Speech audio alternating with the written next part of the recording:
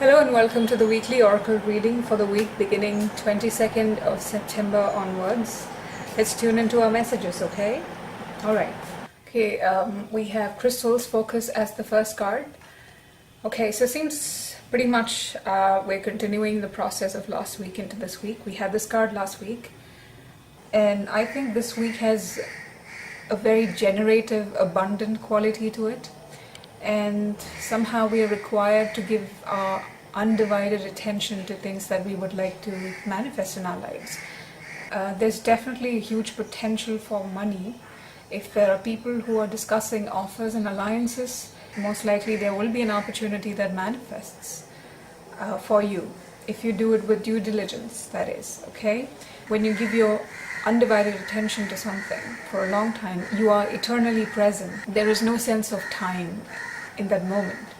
So there's this notion of unlimited expansion that's attached to it. Human beings in general has an attention span of 10 to 16 seconds roughly. With that limited an attention span, we have all the advertisers and marketers trying to get our attention.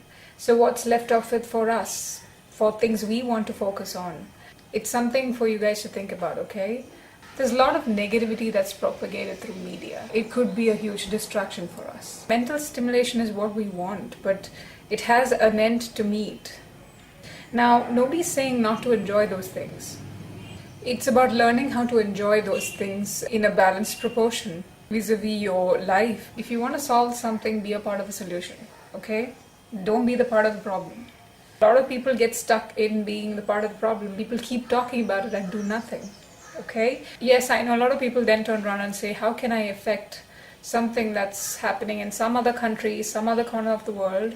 Start by being positive, because we do affect in terms of our vibration.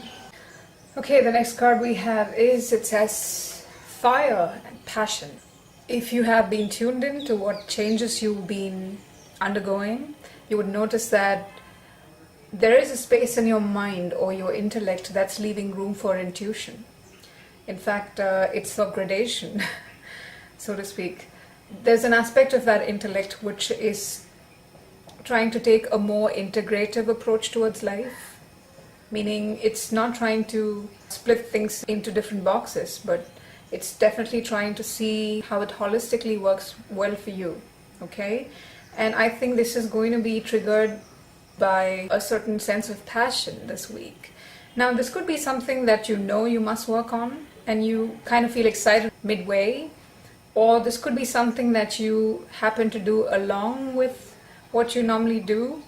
That kind of takes a whole new dimension, a whole new level of experience for you. For those of us who haven't had that sense of excitement in our life, I think you have been advised to take to your hobbies, because can actually give you that slice of excitement, which when balanced along with primary vocation can give you a new sensibility, a new way of looking at your work, perhaps, okay? If there's an aspect in our life that requires us to sit down and get to it, not letting us question whether you like it or not, you must equally create an avenue which gives you an opportunity to actually do what you really like, what ignites your fire, okay? If you think it's that hobby that comes to your mind, then probably you must take it up, okay? Okay, the next card we have is New Moon, and it says Promise. Okay, so we have the Libra New Moon tomorrow, and astrologically speaking, Libra is the house of harmonizing, meaning it always likes to include or accommodate different points of view in a detached sense of the word, and try to bring in balance where there are imbalances. It's a natural trait of Librans, and I think which is why you would find most of the Librans not having a strong opinion or decision, so to speak. Truly natural for them to try and see different points of view from each one's perspective. And if you ask a Libran to pick a side, he normally won't, okay? He will be the mediator. We will be having some profound lessons in terms of relationships, one-to-one relationships, in the coming few months. We have our true North Node in Libra. Now, relationship to what depends on your individual natal birth charts, because your house placement may be different. I feel that most of us are sensing a liberation from bondage to certain individuals, okay? People whose words we've lived by for a major chunk of our life. You know, I see this playing out as either you leaving a happy situation, having come to realize that you have been complacent because of that situation, and then you're venturing forth in search of a new meaning or, you know, a new adventure, so to speak. And you're not particularly unhappy about that whole activity, but you are keen of exploring now. Or I see you guys leaving some situation, something that you've been working on for some time now, and then consider an option which you had in mind, probably wasn't appealing to you then, but is appealing to you now. In either case, it's leading to something much more happier, nothing to be disappointed about, okay? Astrologically speaking, the main focus of year 2014 has been to teach us the art of relating, how you relate to a certain thing and what you relate to. And it has a lot to do with learning how to balance things, okay? Learning how to be detached from things that you desire, okay? Because the reason for all the pain we undergo has a lot to do with the extent of involvement we have with things that we like or, you know, we dislike, for that matter. It's necessary to have a more, you know, non-detrimental association with that which you desire. Is mostly to do with learning to balance your intellect with your intuition. Because if you notice, each of us, you either tend to logicalize things or tend to over-imagine things. It will be right for us to set intentions for achieving a certain sense of balance, you know, reserving a space for intellect as much as intuition or vice versa. Okay, the last card we have is Dragonfly, and it says Emergence. Okay, I know this lady can seem a little bit scary, but I think what she reflects is strength of her character. Okay, and I think this is exactly how you will feel about yourself this week. Now, we are in the intermediary phase of a process that started sometime last week, and I think the complete transformation would end by the last week of September. Okay, so this is you emerging from the lessons of your life. It's added to your experience, it's added to your wisdom, and your wisdom is giving you a new sense of surety of yourself. Okay? Yeah, they're saying that there are some people around you who don't choose to evolve, and they kind of don't know how to react to what's become of you, not understanding why you're not responding to them the way you used to before.